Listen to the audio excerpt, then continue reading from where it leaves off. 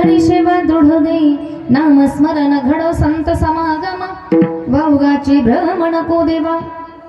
नाथ बाबा अतिशय महत्वाचा विषय मागतात आणि या माध्यमातून सर्वांना एक उपदेशही करतात की तुम्ही सुद्धा नाथ बाबांनी जे मागितले ते सगळं आपण सुद्धा केलं पाहिजे। आपण सुद्धा आपलं मन देवाच्या चरणावरती लावलं पाहिजे, त्याला संसाराचं व्यसन लागू दिलं नाही पाहिजे, नामस्मरण केलं, संताची संगती केली, पायाने तीर्थयात्रा केली पाहिजे, तर म्हणा नका करू, पायाने तीर्थयात्रा केली, मुखाने राम नाम घेतलं, जीवनात चांगला नियम केला आणि सेवा सुद्धा देवाची केली।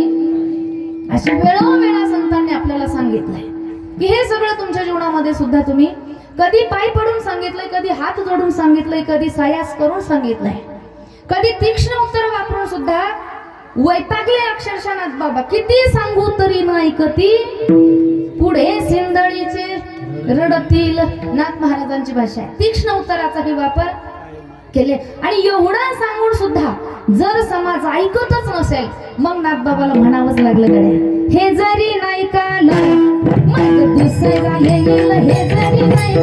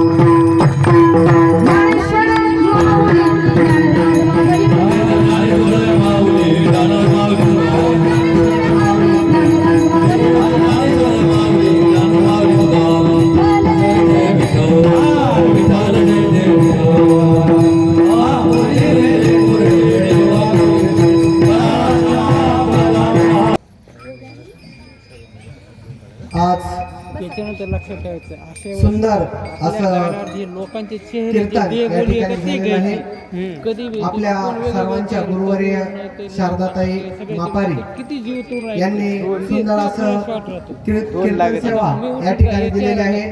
आपण प्रथमतः शारदाताईंचे या ठिकाणी आभार मानणार आहोत। परंतु ताई, तुम्हाला ऐकत असताना मला आमच्या शाळेच्या परिपाठातील एक प्रार्थना आठवली। ती प्रार्थना अशी आहे शारदे माँ हे शारदे माँ, अज्ञानता से हमें तार दे माँ। तू सुर की देवी है, संगीत तुझसे, हर शब्द तेरा है, हर गीत तुझसे। मन के हमारे मिटा दे अंधेरे, हमको उजालों का संसार दे माँ। आणि खरंच ती प्रार्थना ही तुमच्या बाबतीत प्रत्येक ठिकाणी तंतोतंत लागू होत आहे। असं सुंदर या ठिकाणी आपण कीर्तन रूपी सेवा दिली त्याबद्दल धन्यवाद। त्याचबरोबर ताईंनी आपल्याला सर्वात महत्त्वाचा संदेश दिलाय की संसारामध्ये कितीही समोर आपण धावलो तरी सुख नाही, आणि त्यामुळं त्या संसारामध्ये सुखाच्या पाठीमागे न धावता जीवन जगताना एक प्रत्येकाने विचार घेतला पाहिजे मनामध्ये की जिंदगी जीनी है तो जरूरतों के हिसाब से जियो। जिंदगी जीनी है तो जरूरतों के हिसाब से जियो, ख्वाहिशों के नहीं। क्योंकि जरूरतें तो फकीर की भी पूरी होती है और ख्वाहिशें तो बादशाहों की भी नहीं। म्हणून सर्वांनी आपण परमार्थिक विचार मनामध्ये ठेवून 1-2 मिनिटं जास्त घेतो याच्यासाठी। कारण काय होतं माहिती का, आपण प्रत्येक कीर्तनकारांचे आभार मानतो, परंतु त्या कीर्तनकारांचं कीर्तन उठावदार होण्यासाठी ज्यांनी फार मोलाची साथ दिलेली असते त्यांचं 7 दिवसात आपण कधी आभार मानलं नाही। मुकुंद महाराज काटे यांनी आपल्याला सुंदर या ठिकाणी साथ दिलेली आहे पकवाजावरती। आणि मुकुंद महाराज खरंच तुमच्या बोटामध्ये जादू आहे तुमची। ती बऱ्याच ठिकाणी काय होतं माहिती का, थापा मारणारे आणि छाटा मारणारे लोक असले की लोक त्यांना वैतागलेले असतात, परंतु तुमच्या प्रत्येक थापेला आणि प्रत्येक चाटेला या सर्वांनी दाद दिली, खूप सुंदर। त्याचबरोबर आपल्या या ठिकाणी मते महाराज असतील, त्यानंतर काळे महाराज असतील,